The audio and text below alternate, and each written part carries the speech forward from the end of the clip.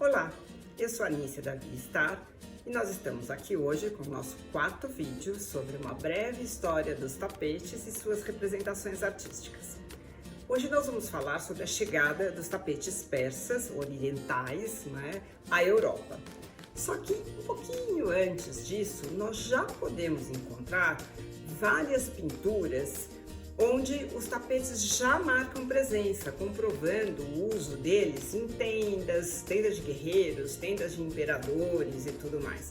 E uma das mais emblemáticas dessa época é uma pintura de aproximadamente 1206, 1207, que representa a coroação de Gengis Khan. Khan, que quer dizer o grande soberano da Mongólia, Khan da Mongólia Unida, como a gente pode ver nessa pintura aqui. Mantendo as tradições nômades, o tapete substituiu as peles e tudo mais. E, dada a necessidade das viagens e tudo, a gente pode ver também que os sultões faziam as suas tendas com os tapetes persas. Assim como a gente também pode ver nessa outra pintura, que data de aproximadamente 1250, por aí.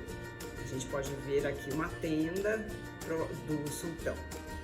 Os tapetes, como eles eram assim um símbolo, de riqueza, um símbolo de imponência, eles eram muito utilizados em cerimônias. Então a gente pode ver aqui nessa pintura que foi retirada de um manuscrito, uma pintura de cerca de 1562, século XVI, os preparativos para o casamento de um nobre. Vocês podem ver que tem tapetes persas em todos os lugares, no piso, nas tendas, em tudo. Os tapetes persas, eles chegaram à Europa por volta do século XIII, mais ou menos, pelo menos a maioria dos historiadores acha que foi nessa época que eles chegaram. E eles começaram a aparecer de fato nessa época nas pinturas, Então a gente consegue ver os tapetes todos representados e é presumível que eles fossem realmente persas. Como, por exemplo, nós podemos ver uma pintura de Giotto di Bondone, do século XIII, por volta de 1266 até 1300, a gente não tem a data precisa, tá certo? Onde a gente tem uma cena sacra e um tapete pendurado lá atrás, um tapete muito bonito, muito bem tecido. Ao longo dos séculos, houve uma melhoria sensível, gradual, porém sensível, na tecelagem dos tapetes e principalmente na evolução do design. Isso é uma coisa que a gente pode comprovar nessa tela de Jan van Eyck, que é já do século XIV, ou século XV, mais ou menos, por volta de 1390 até 1400, onde nós vemos a Madonna segurando o bebê em cima de um tapete ricamente trabalhado. Lindíssimo, aliás. No século XV, os tapetes começaram a chegar em volume maior, à Europa, e muitos dos pintores começaram a colocá-lo em suas obras.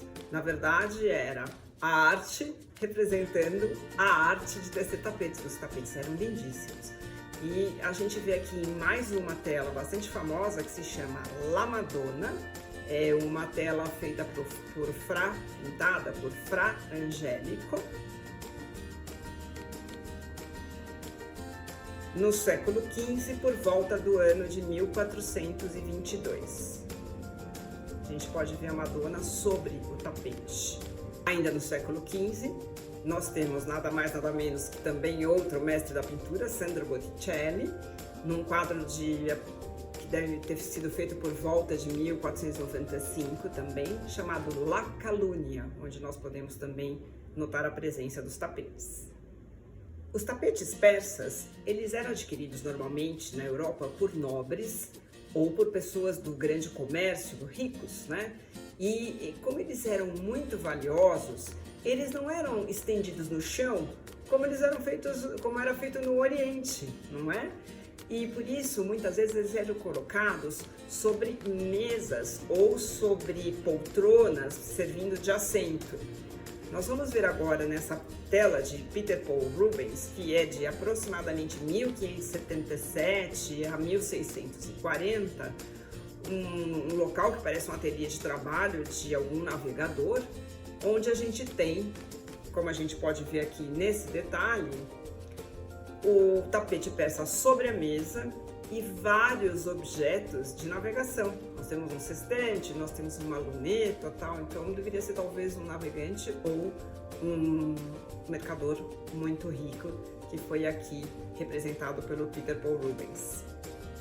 No século XVII, um dos quadros onde a gente tem também um tapete lindíssimo que está sobre o colo da mulher é o The Procuress, que é um quadro por volta de 1656, pintado pelo Johannes Vermeer.